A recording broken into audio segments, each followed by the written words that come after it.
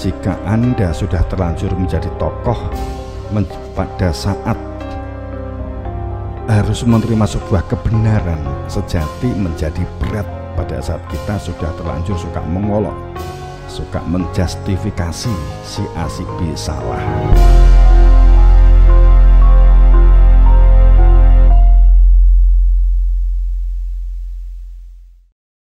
Pada saat hati tidak ada kehadiran Tuhan, tidak mengenal Tuhan, tidak mengenal ilmu hakikat, maka rumusan hakikat itu narasi, rumusan hakikat itu hanya deskripsi tapi nggak mengenal gitu.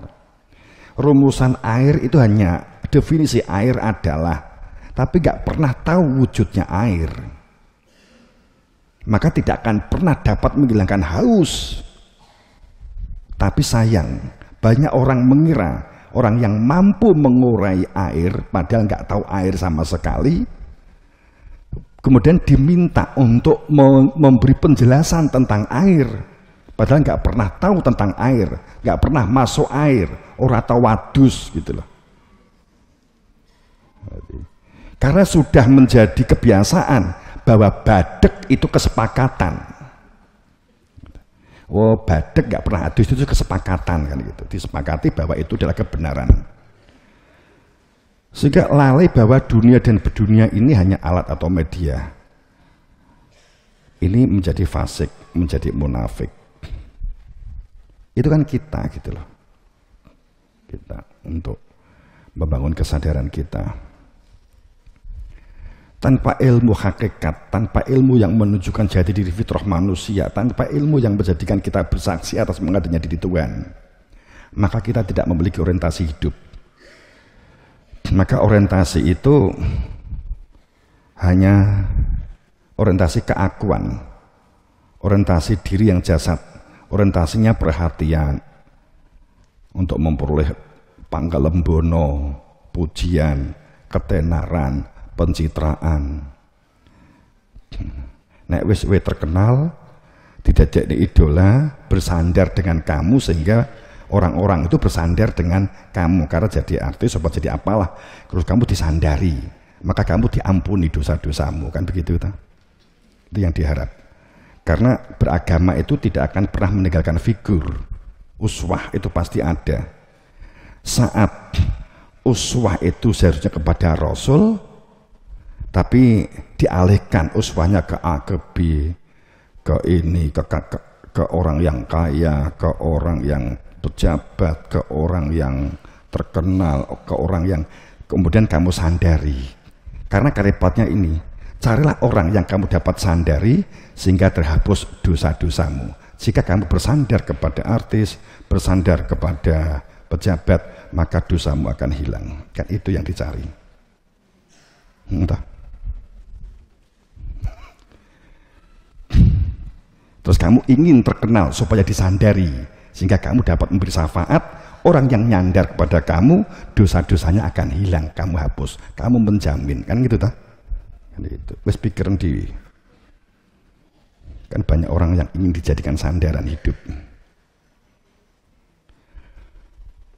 Orientasinya pada saat kosong itu orientasinya kekuasaan dan kekuatan, orientasinya kesenangan dan kedubitan.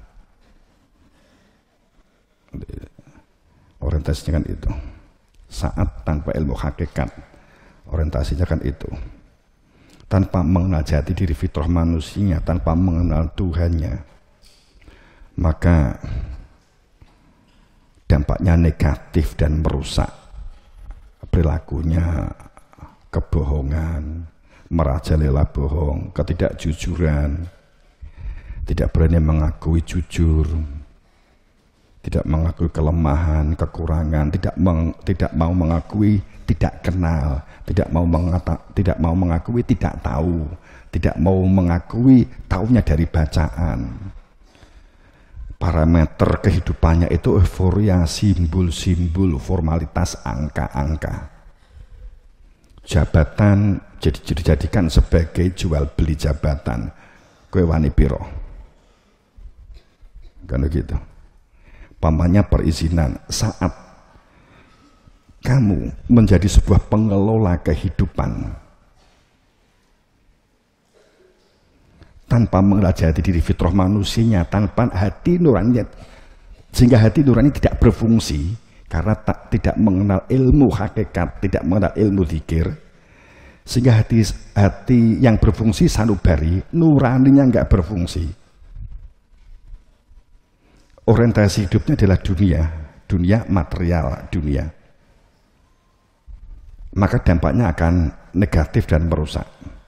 Ya tandang sebenarnya bangga, tapi karena orientasi tidak mengenal orientasi kehidupan yang sebenarnya, orientasi kehidupan yang batin, kosong, sehingga yang mengisi tentramnya itu adalah jual beli jabatan, perizinan, pelaku usaha atau apapun kamu tempatkan menjadi ATM, umpamanya kan begitu. Wani biro, nek bayar sakmene, tak kei izin, nek bayar sakmene, tak dol nih, sebagainya dan seterusnya. Yang tidak wajar maksudnya. Dan dampaknya saat sudah terbiasa dengan perilaku kebohongan, jual beli jabatan, korupsi, menerima penjelasan kebenaran al-haq itu adalah min rabbik, menjadi berat, sulit, rumit. Pasti begitu, selalu begitu. Dan itu terulang kembali terulang kembali terulang kan begitu. Tanpa ilmu hakikat yang menjadikan seseorang itu mengenal jati diri fitrah manusianya, tanpa ilmu hakikat, tanpa ilmu yang menjadikan supaya berzikir, zikir dan wirid sering saya sampaikan berbeda. Zikir itu sesungguhnya hanya terjadi jika telah mengenal mustahil binti muskil binti bohong bin apus kowe iso zikir padahal nggak kenal we kon ngiling-ngiling sing katakanlah kita ingat keluar kemanapun ingat pasangan kita karena kita telah memiliki pasangan. Kamu ingat tempe karena kamu merasakan tempe nganti waleh. Kamu ingat tempe. Ingat itu hanya jika kenal. Ya Allah Maha Tahu. Justru karena Allah Maha Tahu, maka nek gawe nggak mengenal Allah Maha Tahu gitu. Tapi ya dikai karo Gusti Allah. Rezeki ya dikai. Wong njaluk donya ya tak kai donya kan begitu. Gak butuh kenal, terserah kan gitu. Tapi masalahnya begini. Saat ikatan an asyhadu alla ilaha illallah, an bukan qaul syahadat, an syahadah. An alif nun an syahadah. Ya. Saat bukan qaulu syahadah, bukan mengucapkan syahadah, tapi an asyhadu alla ilaha illallah, benar-benar menyatakan fakta bahwa ini loh yang punya nama Allah dan ini loh hakikat Nabi Muhammad sebagai Nur Muhammad. Tidak dikenali, hatinya kosong, maka hidup ini yang isinya diganti. Dampaknya apa? Untuk dapat jabatan bayar, naik jabatan bayar, surat perizinan bayar, hadiri undangan bayar, kegiatan lancar dan supaya dilindungi bayar, jual produk bayar, kunjungan bayar, silaturahim bayar. Ini kan contoh di negara antah barantah sana itu. Ini kan saya hanya mengumpamakan pada saat hati kosong, tidak memiliki orientasi. Apa orientasinya? Hal materialnya ya duiten begitu, sehingga sesuatunya diukur dengan wani piro, proyek dapat bayar kan gitu. Nek we potong bayar itu normal, untuk beras bayar itu iyo gitu loh. Ini kan yang dimaksud sesuatu yang nggak normal. Yang saya maksud sesuatu yang anomali. Jadi seharusnya kamu itu umpamanya dalam satu kepengurusan atau apa begitu ya, kepamongan, terus tanda tangannya bukan bayar piro, kudune administrasi sakmene, ya ini wani sakmene kan gitu, dan seterusnya.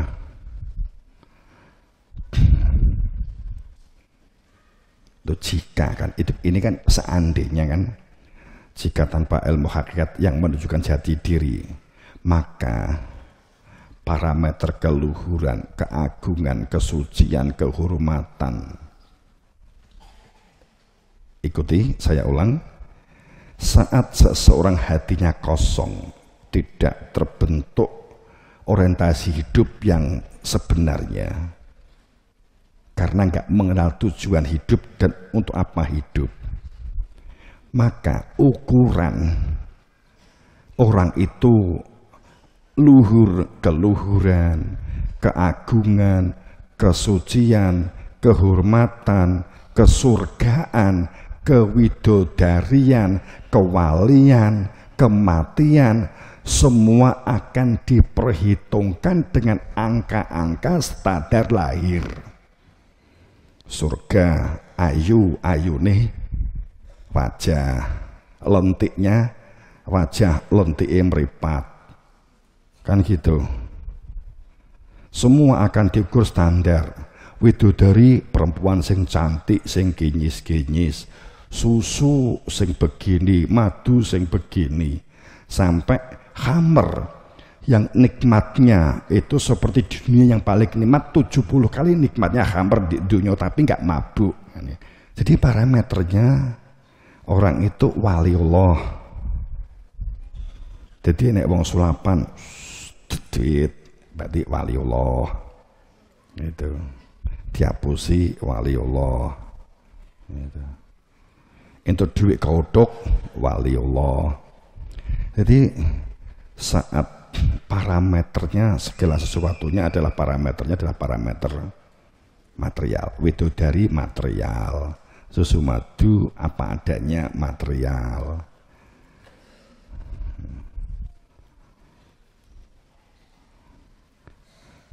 Jin itu sesuatu yang tersembunyi yang tidak tampak.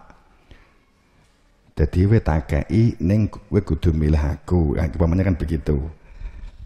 Kowe takei iki ning kudu ngene, itu hakikate jin itu loh ya, kalimat jin secara leksikal bahasa, dinotasi bahasa secara bahasa asli makna jin itu artinya jin itu adalah orang yang memiliki pamrih di balik aktivitas yang dilakukan. Jin itu adalah tujuan dan keinginan yang tidak tampak di permukaan. Itu namanya jin. Jadi orang sang golek jin sing ra ketok gitu loh. Awak dhewe sendiri kan bisa jadi iki aku berbuat ngene iki enek kepentinganku apa? Nafsu namanya. Itu sesungguhnya makna jin.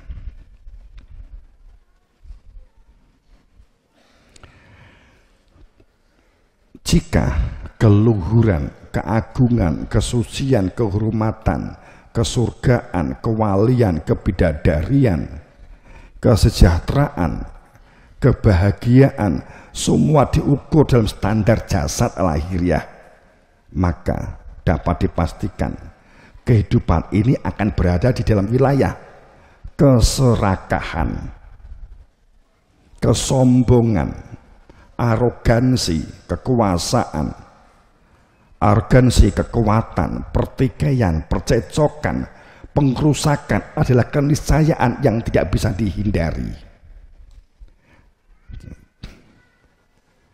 Kesucian karena pakaian, keluhuran karena kopiah, wali karena sorban, maka akan terjadi percecokan. Pro kontra akan tidak pernah berhenti. pada saat kita membuat standar ukur lahir jasadiah, padahal itu bersifat ruhiyah, karena sesungguhnya keagungan, keluhan, kesucian itu adalah ruhiyah, milik Tuhan. Ruh itu milik Tuhan.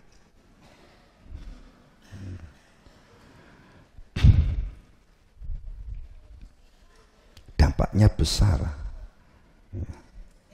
Makanya walau taba'al di dalam surat Al-Mu'min 71, walau taba'al ahwa'ahum lafasadatis samawati wal ard.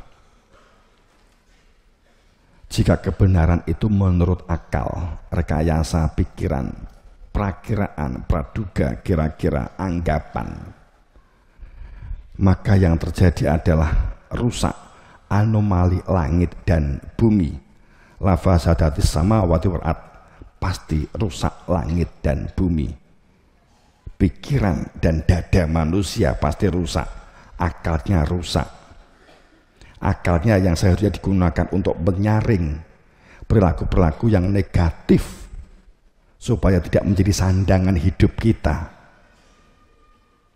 Perilaku-perilaku yang kita merusak, membuli, mengolok pikiran ini nggak benar, itu tidak digunakan, akalnya rusak, terjadi anomali langit, terjadi anomali hujan tanpa mengenal musim dan seterusnya.